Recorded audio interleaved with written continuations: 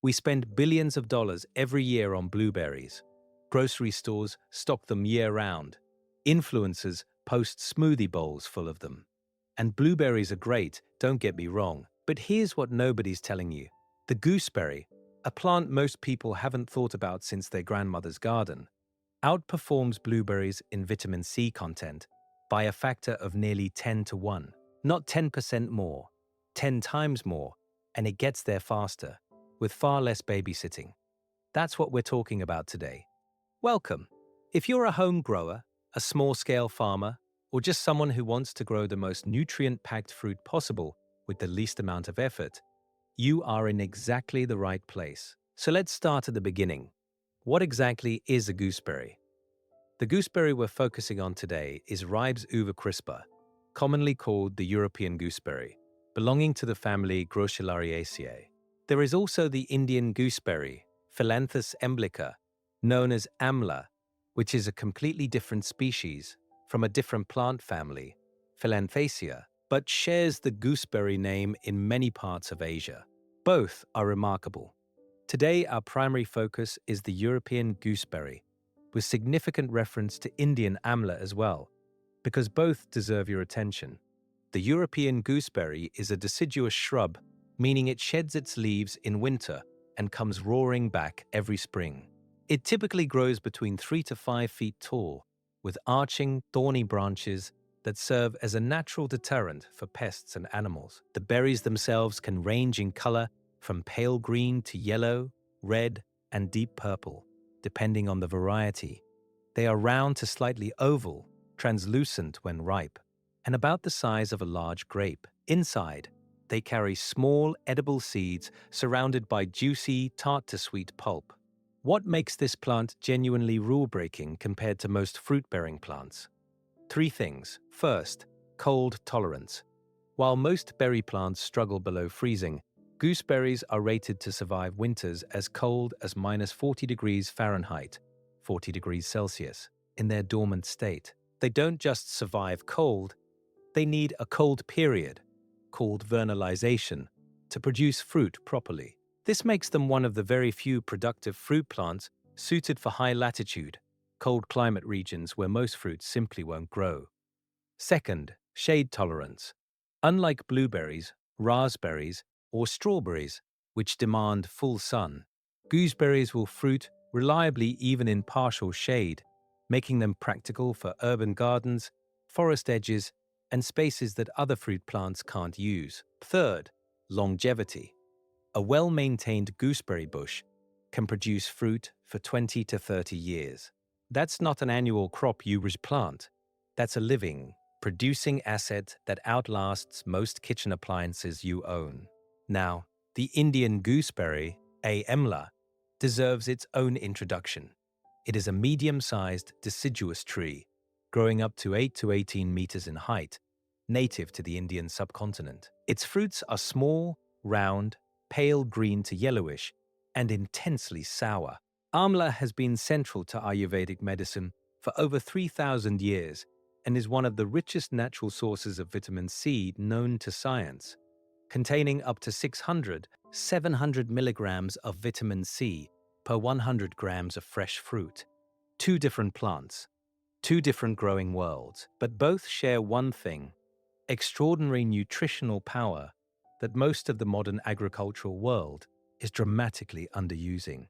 One of the most common misconceptions in home gardening is that productive high-value fruit plants need warm tropical climates, expensive infrastructure, or perfectly manicured soil. The gooseberry exists specifically to disprove that idea. European gooseberry, climate and soil requirements. Ribes uva crispa thrives in USDA hardiness zones 3 through 8, which covers an enormous geographic range, from Scandinavia and northern Canada, all the way down through Central Europe and the northern United States. It prefers cool, temperate climates with cold winters and mild summers. The ideal growing temperature during the active season is between 60 to 75 degrees Fahrenheit, 15 to 24 degrees Celsius. It struggles in prolonged heat above 86 degrees Fahrenheit, 30 degrees Celsius, so it's not suited for tropical lowlands. Soil-wise, Gooseberries prefer well-drained, loamy or sandy loam soil with a pH between 6.0 and 6.5. They are moderately tolerant of clay soils as long as waterlogging doesn't occur. They benefit from soil rich in organic matter. Compost-amended beds outperform chemical fertilizer setups in most studies. Consistent moisture is important, but they are fairly drought-tolerant once established, needing about 1 inch of water per week during fruiting. Top producing countries. The largest producers of European gooseberries are Germany, Poland, Russia, the United Kingdom, and the Netherlands. Poland alone accounts for a significant portion of Europe's gooseberry export market. In the United States, commercial production is relatively small but growing, particularly in Oregon, Michigan, and the Pacific Northwest. The UK has a long, proud tradition of gooseberry cultivation, even holding annual gooseberry competitions dating back to the 1700s. Full growth timeline. Seed to harvest. Growing from seed is possible but slow. Most growers, and experienced farmers, propagate gooseberries from hardwood cuttings taken in late autumn or early winter. Here's a realistic timeline. Cuttings, preferred method, take 8 to 12-inch cuttings from healthy, dormant wood in November or December. Root them over winter in moist, sandy compost. By spring, roughly 12 to 16 weeks, rooted cuttings are ready for transplanting. Year 1, the young plant establishes its root system. Some light growth occurs. Do not expect fruit in year 1. Focus on building strong structure through light pruning. Year 2, first small crop may appear. Not full production, but the plant signals it's healthy and on track. Year 3 onward, full productive harvest begins.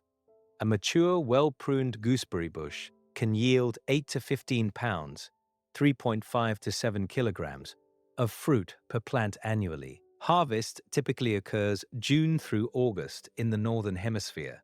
Compare this to blueberries, which can take 4 to 5 years to reach meaningful production, and gooseberries start earning their keep a full growing season earlier. Indian gooseberry, Amla. Growing conditions. Amla is a subtropical to tropical tree thriving in USDA zones 9 to 11, or anywhere with temperatures between 65 to 95 degrees Fahrenheit, 35 degrees Celsius. It is native to the Indian subcontinent and grows abundantly across India, Sri Lanka, Malaysia, and parts of Southeast Asia. India is by far the world's largest producer, with Uttar Pradesh, Madhya Pradesh, and Rajasthan being the top Amla growing states. Amla trees tolerate a wide range of soils, from sandy loam to clay, and are notably drought-resistant once established. They begin bearing fruit 4 to 6 years from planting, with trees producing commercially for 25 to 30 years. Annual yield per mature tree ranges from 50 to 100 kilograms under good management. Home growing potential. European gooseberries can absolutely be grown in containers. A 10 to 15-gallon pot with good drainage works well for a compact variety like Hinonmaki Red or Pixwell. Amla can be grown in large containers in tropical climates or warm greenhouses. Neither plant requires a large farm.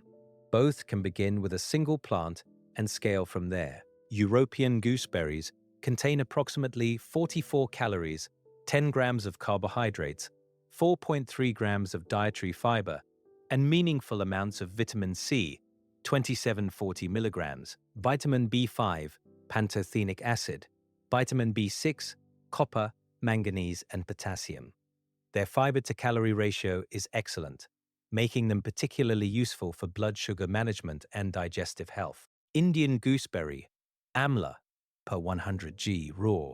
Amla contains 600-700 milligrams of vitamin C per 100 grams, making it one of the highest natural concentrations of ascorbic acid found in any fruit on Earth. Critically, Amla's vitamin C is uniquely stable. Most vitamin C degrades rapidly when heated, but Amla's is partially bound to tannins and polyphenols, which protect it during cooking and processing. This is why Ayurvedic practitioners have used dried amla powder as a therapeutic agent for millennia. The nutrient survives preservation in ways that most fruits, vitamin C cannot. Proven health benefits: immune function.